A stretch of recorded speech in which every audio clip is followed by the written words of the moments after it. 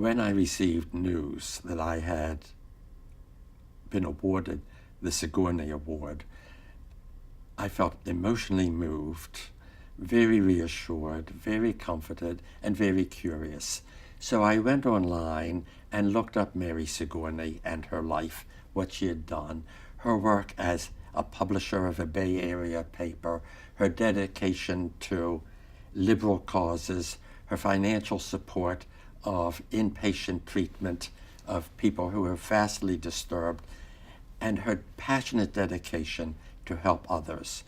It made me feel even more pleased to have received the Sigourney Award, properly with her name on it as the Mary Sigourney Award, because she honors what I think is the most important thing to honor, which are not publications and contributions to the field, but the passionate dedication of one person to put his or her mind in the service of someone else's mind so that that person can come to more peace with that person's self and more autonomy.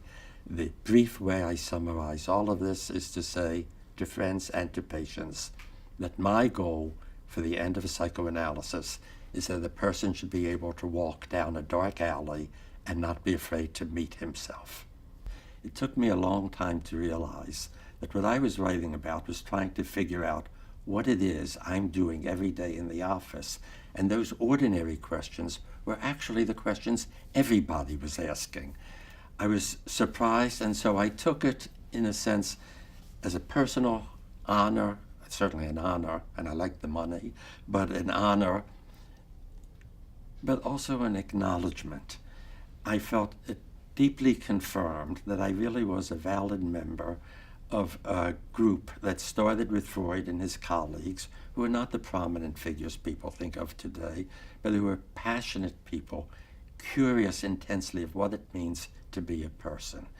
And I think the biggest honor I have in life is to feel a valid member of that group, not a contributor on their level. I take very seriously the idea that psychoanalysis, the Freudian movement, if you will, whatever he got wrong, and he got much wrong, but the movement he started was like the Copernican, was like the Darwinian. It was a revolution in human life, and it went to the interiority of a person, that particular far country.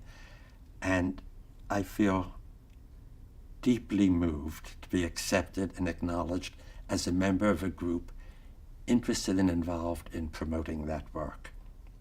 I think learning to trust one's fresh observations, not confirming a theory, but saying what comes up and being surprised is what's most enriching. And having the Sigourney gave me a kind of reassurance. It's okay. Try to say it like it is. And if you're wrong, you're wrong. Somebody's going to come and replace it later, but go for what's really there. I think it's something we have to extend. My current working definition of psychoanalysis is that it is the disciplined study of whatever it is a person does not want to know about himself. That goes not just for other people, that goes for analysts. So unlike any other field, the circle has to be redefined and rediscovered by everybody day in and day out, because the practice of analysis, when it's valid inquiry and not the indoctrination of a person with supposedly analytic theories, is always a bog of uncertainty and anxiety. There's a natural tendency for analysts to fall back on theory, use it for comfort, I now understand, to form groups that, rather than being groups that extend inquiry, become cults where what they say is predictable. My view of the literature, including my own papers, is that it's essentially, unlike mathematics, a continuous letters to the editor column. I jokingly say that my epitaph should be, on the other hand. This isn't obsessional. This is thinking and trying to be honest, and to be honest about whatever it is we don't want to know. I think I've made a difference in trying to help others, along with myself, talk about things as they actually are. Clive James, the literary critic in London, said that any language that is not colloquial language is voodoo language. I agree with that. When I moderate or chair a panel, I try to establish that no words of jargon should ever be used.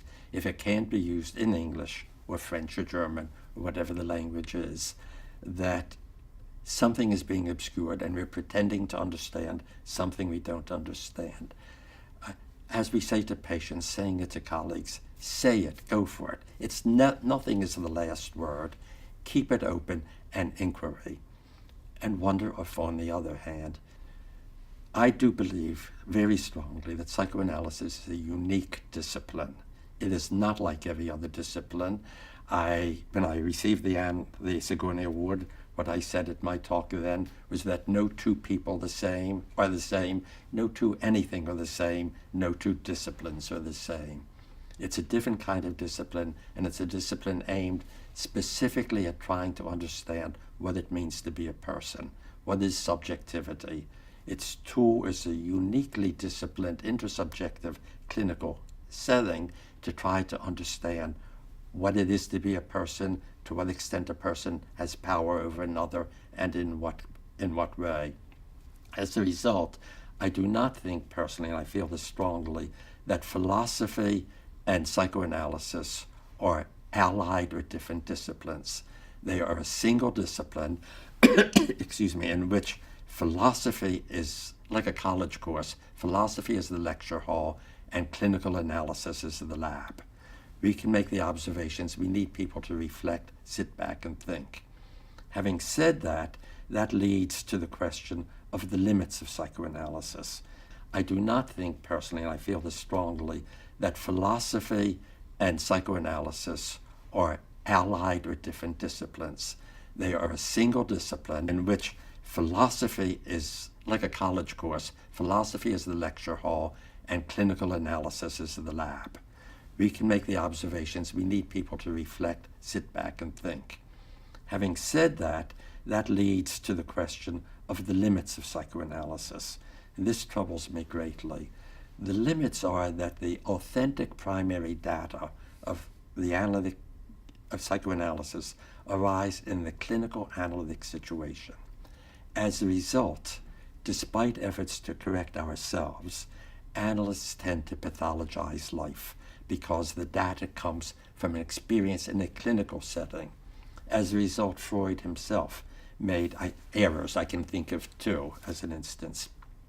His great book that everyone found valuable early in his career was mistakenly called The Psychopathology of Everyday Life. It should have been called The Psychodynamics of Everyday Life. This isn't pathology, this is life. My advice to people who are starting in the field is to trust your observation. Doubt yourself, trust the observation, and reevaluate, and wonder what it would look like from a different angle. It's not to get caught in any particular single orientation. There are multiple points of view, which is why analysis is now referred to as pluralistic, even though it aims towards the same goal. I think what has helped me very much in my career, contributed most valuably, I can't recommend it to others, was that when I was very young and achieved the status of training analyst, there was a political war. I was on the losing side, and I was out of the institute. I was quickly invited to come back and quickly invited to have the status of training analyst in several other institutes. But having been burnt, I decided not to go back. People would say to me, if you're not teaching, how do you have thoughts about what to write about? And I keep thinking, if you're teaching the same sort of material in an organizational way, how do you make any original observations? To make your observations, and don't be afraid to toss them into the pot and get them disagreed with. If you don't make mistakes, you're not doing any original work. The hardest thing in the field is learning to listen. It's hard for the analyst, it's hard for the patient. There's a tendency in our field to say that the hardest thing a patient has to learn to do in psychoanalysis is say what comes to mind, to associate as freely as possible. You can only try, no one can do it totally. I think the patient has two instructions, and trying to say what comes to mind is the easier of the two.